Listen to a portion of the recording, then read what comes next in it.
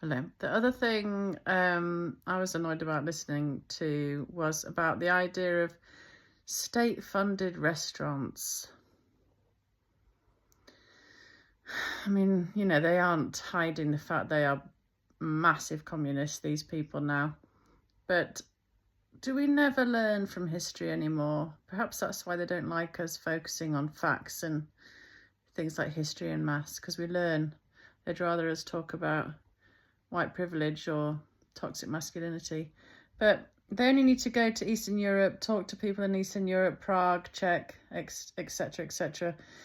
And they'll tell you what a nightmare communism was, and state-run restaurants where I think they were like graded, where number 1 was for your elites, and 2 if you really wanted to splash out, and 3 was your generic kind of state-run restaurants with really plain offerings.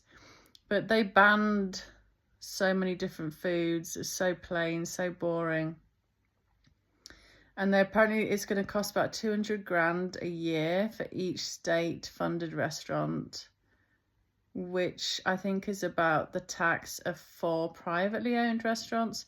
So can you imagine on a road like Little Mama and Papa Italian having to graft 24 hours a day and paying their tax to see like a state-funded restaurant a few blocks down getting funding by the state and offering probably Bill Gates fake meat?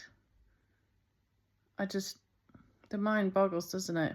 Can you imagine anything worse than like some mass state-owned, slightly better version of McDonald's or something, pretending to offering healthy food? Why don't they just embolden people to open more restaurants? People who really know their food, who are brilliant chefs and understand seasonal and natural organic foods and flavors and different cultural cuisines. Why don't they like free up tax and paperwork and the restrictions that so many face in opening up a restaurant? Why are communists? Why the far left? They're so regressive and punitive, aren't they? So basic.